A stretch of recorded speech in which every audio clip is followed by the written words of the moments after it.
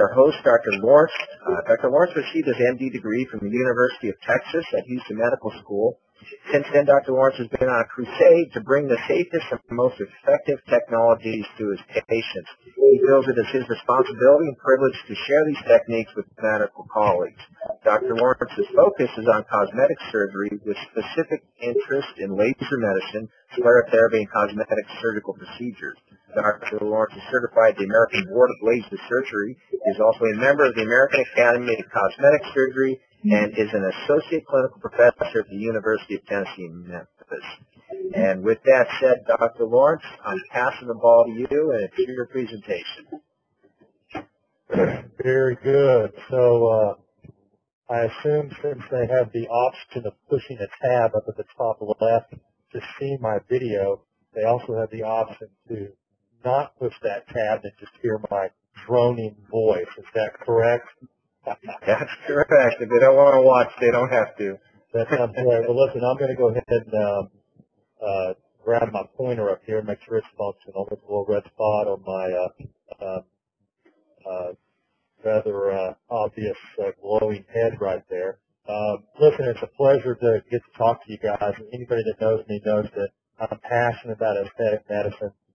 I love to speak with colleagues, and tonight I've got the pleasure to speak with what has really been a very, very good experience with a laser, and many of you who have lasers will be able to say quite honestly to your spouse or to your colleagues that every laser that you have bought has not been a pleasure.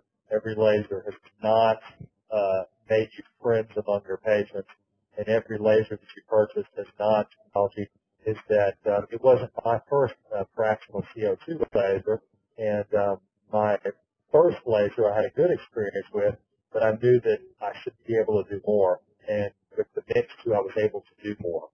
So I'm going to try to move to this presentation, and let's see, I'm hitting an arrow and it's not working, so let's take my pointer off and see. Because if my moderator could let me know, do I have to take my pointer off to advance? Because I'm not advancing with my arrow. You could click within the slide and then press the space key. That will advance the slide. It did. Very good. So as everybody on this call is probably aware, fractional CO2 has taken the laser industry by storm. Any of us who've messed around with ablative lasers and tried to give rejuvenation results with non-ablative lasers have been disappointed. We've done pretty good with some dyschromia. We've done really well with telangiectasias, but otherwise, really rejuvenating the skin we have not been able to do. Anyone on this call who's older than 50 probably has some experience with traditional CO2 resurfacing, and you know that that, along with other ablative technologies, that is dermabrasion and deep chemical peels, so that there's some pretty significant risk with those, even though they've really been able to rejuvenate the skin well. So I'm not going to make any assumptions during this call. I'm going to try to take a view of 20,000 feet and cover things generally, but I'll also try to get into some details, so no matter what your level is, we'll take something away from this call and say that it was worth your time.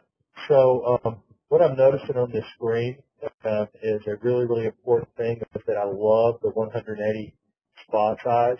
I don't use the 300 that much. A lot of physicians do, but my practice is focusing a little bit more on more aggressive results. I'm going to talk to you about how pleased I am that we've been able to get results of an improvement in patient skin by a measure of 5 years, 10 years, 20 years, especially in combination with volume and other minimally invasive techniques. And I don't see being able to get that good of a result with the 300 micron. But the 300 micron is really fast, and it is appropriate for the face. But I don't do a lot of off-face work. For those of you who are beginners, I wouldn't expect you to really use fractional CO2 technology off-face at the beginning. I do have some colleagues that have reassured me that they've done some amazing things off the face with fractional CO2, and I'm a very cautious person, and I just feel very at ease being aggressive with the face. I don't feel really comfortable being aggressive off the face, and I believe that over the next year I will start doing a lot more off the face, because as I've interfaced with colleagues, I've really found that they're getting a lot of good results. I'll give you an example. I do a lot of abdominal work, and sometimes you see tucking into some skin on the abdomen, we get a little bit of a dog ear. I've had a very reliable, credible colleague tell me that they've hit that with the fractional CO2 technology and have every single time been able to lay that dog ear down. I'm really impressed with that. So anyway, I use the 180 spot size, and we'll get to that in a second. I'll make that real for you. And I do want to also take a step away from this and say, don't hesitate to instant message me with the chat screen, and it'll make certain that if I skip something or if I misstate something, you guys can give me some hints about what I need to do. When I'm off the face, I just really feel like the 180, just the smaller beam size, the 180 micron beam size, allows me to deliver more energy to the tissue. So for me, the 300 would allow me to be fast and fairly aggressive on the face, but not get quite so deep.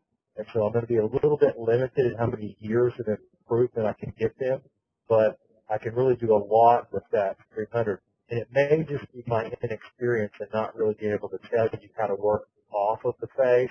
I think at the end of the day, you're not going to be able to charge in terms of a fee anything for off the face like you can on the face.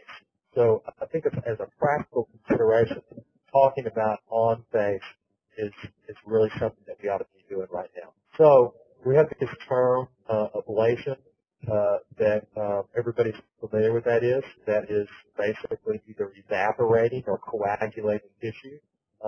As you know, when I talk to my patients, I describe ablation as being any type of ablative technology out there, whether it's mechanical, for the tissue to look like, raw meat. That's ablative therapy. We know it's the most reliable in being able to give somebody a really, really good result. So when I use fractional CO2 technology, I like to refer to it as semi-ablative, because we are leaving some of the dermis and indeed the epidermis intact, but we're drilling down really deeply in a fractional way. We can get to depths that you never would have dreamed to have gotten with full resurfacing, because you're leaving these tissues adapted to allow you to actually be more aggressive. And you'll see by the results that I've had and a lot of other of my colleagues that the results are really, really phenomenal. So yes, we do get tissue contraction. To me, it's the most difficult thing to achieve.